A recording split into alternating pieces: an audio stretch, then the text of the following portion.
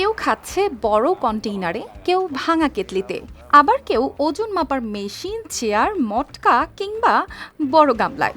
দেখে মনে হতেই পারে তাদের কি প্লেট নেই নাকি? কিন্তু না, প্লেট আছে। তবে এই রেস্টুরেন্টে নিয়ম একটাই, প্লেটে নয়, এমন আজব সব পাত্রেই খেতে হবে খাবার। আর এই অদ্ভুত নিয়মই এখন হয়ে গেছে ভোজন রসিকদের সবচেয়ে বড় আকর্ষণ। ภาชนะบัวรดน้ำนะครับ থাইল্যান্ডের চানথাবুরির ছোট্ট এক রেস্টুরেন্ট ক্রাপাও ওয়ার্ড যাই।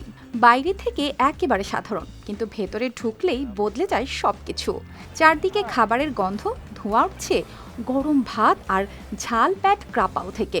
কিন্তু চোখ আটকে যায় অন্য জায়গায়, খাবার রাখা প্লেটে নয়, বরং প্লাস্টিকের চেয়ার, পানির ক্যান, এমনকি ছোট্ট বাচ্চাদের বসার স্টুলেও।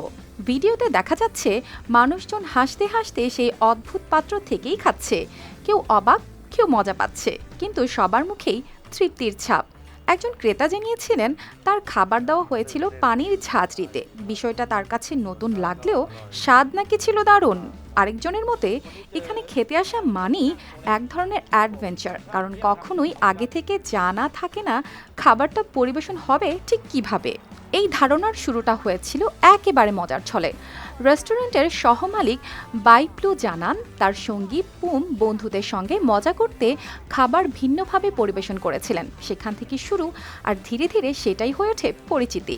প্রায় 1 দশক ধরে চালু এই রেস্টুরেন্টে এখন দূর দূরান্ত থেকে আসে মানুষ, শিক্ষার্থী, পর্যটক, সবাই এই অদ্ভুত অভিজ্ঞতা টানে ছুটে আসেন এখানে। আরও মজার ব্যাপার, এখানে ওয়েটার ডাকতে হয় রাবারের মুরগি চেপে। চারপাশে একটু এলোমেলো গ্রামীণ ধাঁচের সাজ, তবু যেন একটা আলাদা প্রাণ আছে পুরো জায়গা জুড়ে। তবে এত কিছুর মাঝেও আসল বিষয়টা একটাই, খাবারের স্বাদ। ঝাল, গরম, সুগন্ধি প্যাট ক্রাপাও, যা মাংস, গরু বা সিফুড দিয়ে তৈরি, সেটাই মানুষকে বারবার টেনে আনে। অর্পিতা জাহান, RTV।